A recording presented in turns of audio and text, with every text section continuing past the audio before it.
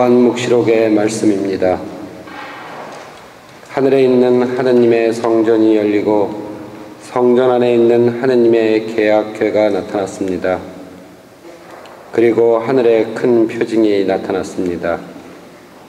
태양을 입고 발밑에 달을 두고 머리에 12개 별로 된 관을 쓴 여인이 나타난 것입니다.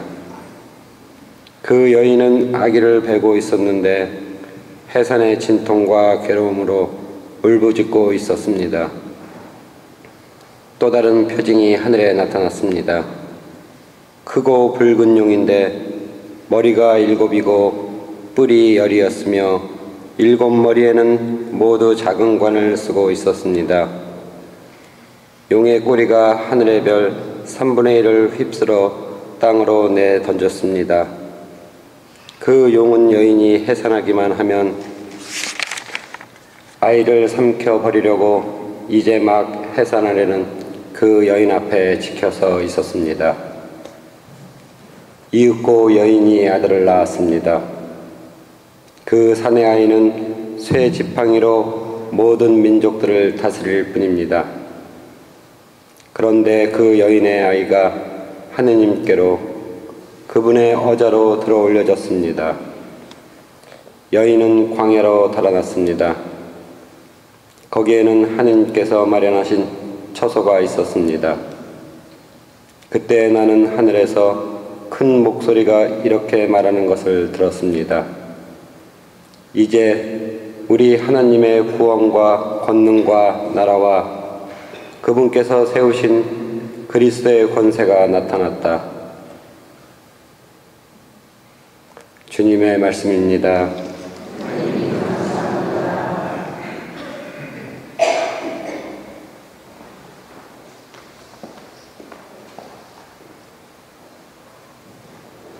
오피르 황금으로 단장한 왕비 당신 오른쪽에 서 있나이다.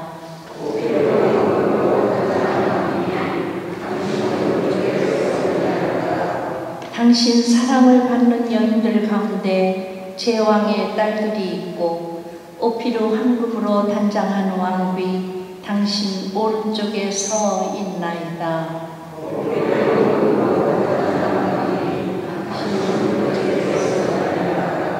들어라 딸아, 보고 내 귀를 기울여라. 내 백성 내 아버지 집안을 잊어버려라.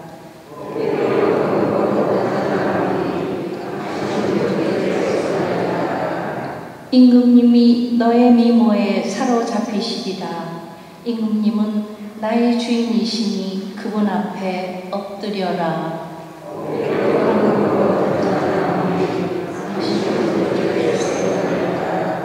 기쁨과 즐거움이 이끌려 임금님 궁전으로 들어가는구나.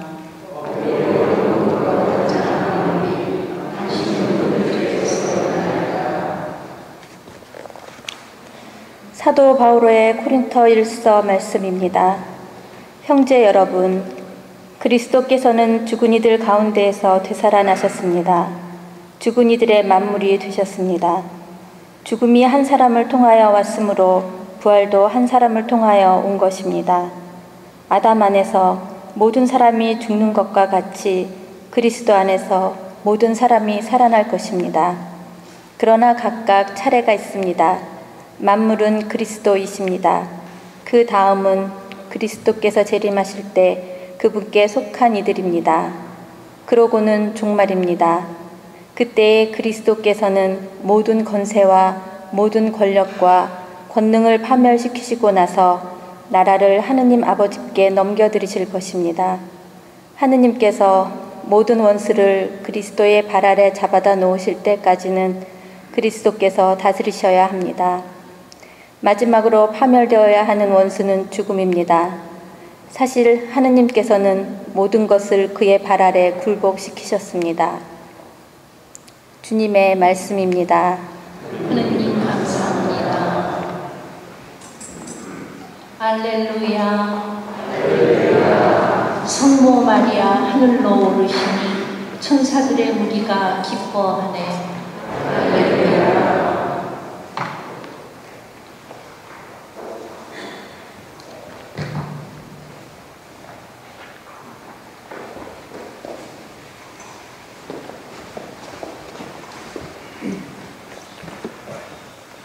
주님께서 여러분과 함께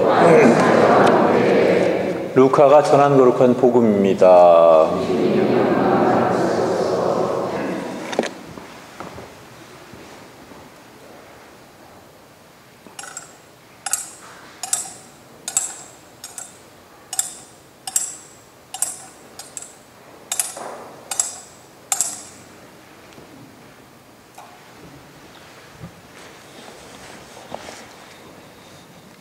그 무렵에 마리아는 길을 떠나 서둘러 유다 산악 지방에 있는 한 고을로 갔다. 그리고 지카르야의 집에 들어가 엘리사벳에게 인사하였다. 엘리사벳이 마리아의 인사말을 들을 때에 그의 태안에서 아기가 뛰놀았다.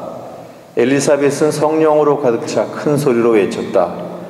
당신은 여인들 가운데에서 가장 복되시며 당신 태중의 아기도 복되십니다. 내 주님의 어머니께서 저에게 오시다니 어찌된 일입니까? 보십시오. 당신의 인사말 소리가 제 귀에 들리자 저의 태안에서 아기가 즐거워 뛰놀았습니다. 행복하십니다. 주님께서 하신 말씀이 이루어지리라 믿으신 분. 그러자 마리아가 말하였다. 내 영혼이 주님을 찬송하고 내 마음이 나의 구원자 하느님 안에서 기뻐 뛰니 그분께서 당신 종의 비천함을 굽어보셨기 때문입니다. 이제부터 과연 모든 세대가 나를 행복하다 하리니 전능하신 분께서 나에게 큰일을 하셨기 때문입니다. 그분의 일은 거룩하시고 그분의 자비는 대대로 당신을 경외하는 이들에게 미칩니다. 그분께서는 당신 팔로 권능을 떨치시며 마음속 생각이 교만한 자들을 흩으셨습니다. 통치자들을 왕자에서 끌어내시고 비천한 이들을 드러높이셨으며 굶주린 이들은 좋은 곳으로 배불리시고 부유한 자들을 빈손으로 내치셨습니다. 당신의 자비를 기억하시어 당신 종 이스라엘을 거두어 주셨으니 우리 조상들에게 말씀하신 대로 그 자비가 아브라함과 그 손에게 영원히 미칠 것입니다. 마리아는 석 달가량 엘리사벳과 함께 지내다가 자기 집으로 돌아갔다.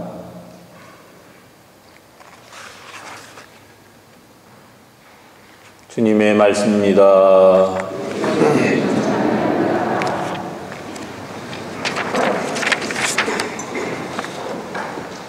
참 예수님, 참 좋은 저녁입니다. 아마 오늘이 8월 15일인데 이렇게 날씨가 선선하고 아주 날씨가 좋은 날씨는 아마 처음 이곳에 와서 느끼는 그런 행복감인 것 같습니다. 여러분들은 어머니 그러면 뭐가 제일 먼저 떠오릅니까? 글쎄요, 다들 어머니 그러면 그 아련한 그런 그리고 따뜻한 좋은 기억이 떠오를 겁니다. 물론 그 중에 몇 분은 그렇지 않은 경우도 있겠지만 제가 주일학교 아이들에게 언젠가 여러분은 엄마 그러면 뭐가 떠오릅니까? 하고 물었습니다. 아이들이 뭐라고 대답했을 것 같습니까? 네? 뭐라고 대답했을 것 같아요? 네, 잔소리. 글쎄요, 우리가 생각하는 어머니는 참 따뜻한 분이고 언제나 뵙고 싶은 분인데 아이들이 생각하는, 기억하는 엄마는 잔소리꾼으로만 생각하는 것 같습니다. 아마도 그 아이들도 나중에 자라고 나서 어른이 되면 막 그리움의 대상이 될 수 있는 그런 어머니가 될 거라는 생각을 해봅니다. 저는 개인적으로 어머니를 떠오르면 가장 먼저 떠오르는 생각이 죄송함 그리고 미안함입니다. 왜냐하면 저는 어머니께 한 번도 자상하게 대해본 적도 없고 항상 무뚝뚝한 아들로서 맨날 퉁명스러운 그런 이야기만 했지 한 번도 어머니께 이렇게 자상하게 말씀을 드려본 기억이 없어서 참 죄송하고 미안한 그런 기억이 납니다. 좀 살아계셨으면 좀 더 잘할 수 있었을 텐데 계시지 않아가지고 그나마 이제 그 무뚝뚝함도 보여줄 수가 없게 되었습니다. 오늘은 8월 15일 성모 승천 대축일입니다. 성모님 그러면 사실 예수님의 어머니이시기도 했지만 또 우리 교회의 어머니이시고 또 우리 모두의 마음속에 있는 어머니가 아닌가 그런 생각을 해봅니다. 그래서 참 오늘이 여러분에게도 살아계신 어머니, 또 돌아가신 어머니, 또 우리의 모두의 어머니이신 성모님을 함께 떠올려 볼 수 있는 그런 소중한 기회가 되었으면 좋겠다, 그런 생각을 해보았습니다. 오늘 복음에 보면 성모님께서 엘리사벳을 찾아가서 만나시는 그런 장면이 나오고 있습니다. 사실 순진하고 철없는 산골 처녀에 불과했던 그 마리아가 어느 날 가브리엘 천사의 방문을 받음으로부터 시작해서 어떤 의미에서 보면 개인에게는 극복하기 힘든 그런 어려운 일이 생겼고 우리 인류에게는 구원의 역사가 시작된 것이죠. 그래서 가브리엘의 그런 잉태 소식을 듣고서 그 순진하고 어린 처녀에 불과한 그 마리아는 이 몸은 주님의 종입니다. 지금 말씀하신 대로 저에게 이루어지길 바랍니다. 라고 승낙함으로써 드디어 예수님이 성모님께 잉태되게 되었고, 그로부터 인해서 이제 세월이 흐르면서 점점점 성모님께서도 산딸이 다가오면서 큰 고민이 생겼습니다. 아멘, 아숨 하고 대답을 하긴 했지만 과연 이 일을 어떻게 하면 좋을까? 그래서 그런 고민과 어려움을 좀 털어놓을 수 있는 사람을 찾아보았는데 그게 바로 친척인 엘리사벳입니다. 그래서 엘리사벳을 찾아가서 방문을 했는데 공교롭게도 두 여인이 둘 다 아이를 가지고 있는 그런 여인이었습니다. 엘리사벳은 우리가 알다시피 늙은 나이에 아기를 갖게 돼서 이제 정말 배가 남산만하게 부른 그런 상태였고, 또 처녀인 마리아도 역시 아직 겉으로 표시는 안 나지만 아이를 수태하고 있었던 그런 순간입니다. 서로 통하는 것도 있고 또 통하지 않을 수도 있는 그런 부분이었지만 어쨌든지 용기를 가지고 엘리사벳을 찾아보게 되었을 때 오늘 복음에 나온 것처럼 엘리사벳은 성모님을 만나서 이 세상에서 가장 복되신 분이라고 찬양을 합니다. 그리고 그 복된 이유는 바로 주님께서 말씀하신 대로 이루어지리라고 믿으신 분, 그렇기 때문에 행복하다고 말씀을 하시면서 아주 장엄한 찬송을 보냅니다.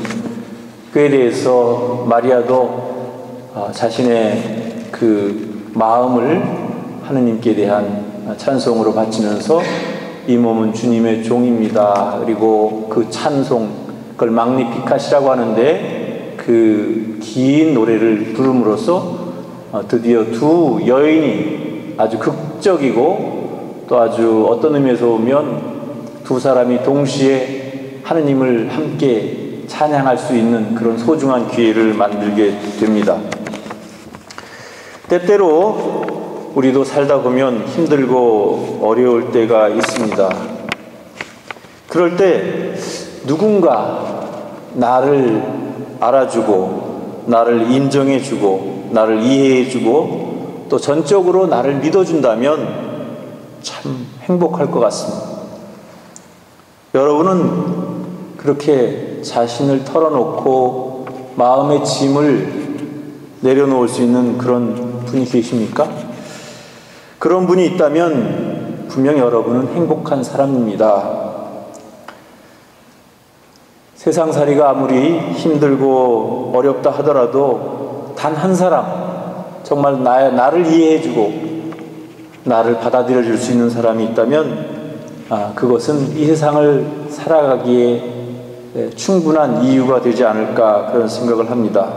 아울러 여러분들도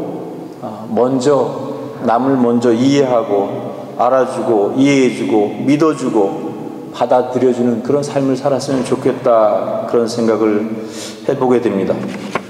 특별히 오늘은 성모 승천 대축일, 마리아께서 죽음이라고 하는 과정을 겪지 않고 바로 하늘나라의 불림을 올라가셨다는 그런 날입니다.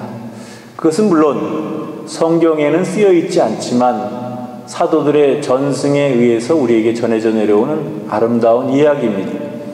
물론 그것이 실화인지 아닌지 그것을 증명해낼 수 있는 사람은 아무도 없습니다. 하지만 교회는 오랜 기간 동안 이 아름다운 이야기를 그냥 단순히 전설이 아니라 우리의 믿음이라고 또 우리의 교리라고 믿어왔으며, 또한 오늘날 우리도 그 믿음을 지키기 위해서 성모 승천 대축일이라고 하는 축일을 지내면서 함께 그 의미를 생각해보고 기뻐하는 날을 맞이하게 된 것입니다. 그것이 바로 오늘이고, 우리는 그런 의미에서 오늘 성모 승천 대축일이라고 하는 것은 어떤 한 분이, 나와는 관계없는 어떤 한 분이 영광을 받게 되었다라는 그런 의미보다는 우리와 똑같은 분이고 우리와 다르지 않은 한 인간이 자신의 신앙과 자신의 믿음과 자신의 순종으로 인해서 하느님께 영광을 받게 되었고, 그 영광은 곧 우리에게도 미치게 되었다 하는 그런 날이라고 생각하면 좋을 것 같습니다. 우리는 때때로 남들이 상을 받고 남들이 좋은 것을 보고 함께 기뻐할 수 있는 그런 마음도 있습니다. 예를 들자면 이번에 그 올림픽에서 많은 사람들이, 많은 선수들이 메달을 따고 승리를 하고 그런 좋은 성적을 내었을 때 우리 국민들도 함께 기뻐하고, 그것이 비록 나의 일은 아니었지만 그것이 나의 기쁨이 되었던 것처럼 성모님의 승천은 비록 나의 승천은 아니지만 나도 언젠가는 하느님 나라에서 하느님과 함께 영원한 삶을 누리게 될 것이라는 그런 희망과 또 우리에게 그런 믿음을 주기에, 그래서 함께 기뻐할 수 있는 날이 아닌가 하는 생각을 해봅니다. 그래서 오늘 성모 승천 대축일을 다른 그 어느 때보다도 기쁘게 생각하면서 동시에 오늘 성모님의 그 믿음, 단순하면서도 소박하지만 그 흔들리지 않는 믿음으로 인해서 우리가 구원을 받게 되었고 구원의 역사가 시작되었다는 사실을 다시 한번 기억하면서, 우리도 비록 지금은 이 세상살이에 힘들고 어렵고 또 여러 가지로 극복할 수 없는 그런 한계적인 상황에 처해 있기도 하지만, 그럼에도 불구하고 우리는 희망을 버리지 않고 주님께 나아갈 수 있는 용기를 갖게 되었다는 사실을 기뻐하면서 함께 기뻐할 수 있는 그런 날이 되었으면 좋겠다라는 생각을 해봅니다. 성모님께서 하느님의 말씀을 있는 그대로 믿고 받아들임으로써 세상에서 가장 행복한 그런 분이 되실 수 있었듯이, 우리들도 주님을 믿고 따름으로써 가장 행복한 사람이 될 수 있는 그런 여러분들이 되시기를 진심으로 바랍니다.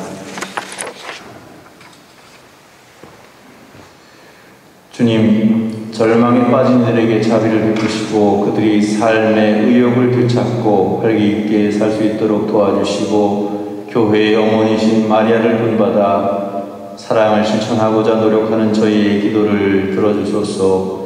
우리 주 그리스도를 통하여 비나이다.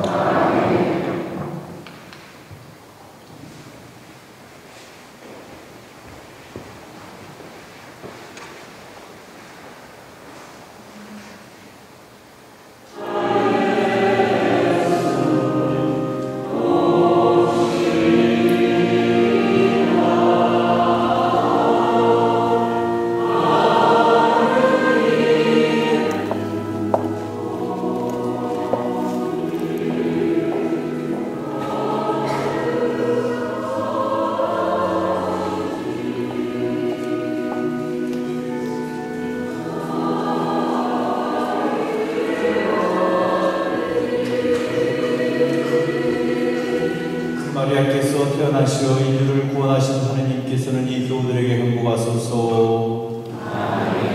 성모님을 통하여 생명의 주인을 모신 이 교우들이 언제나 어디서나 성모님의 보호를 깨닫게 하여 주소서.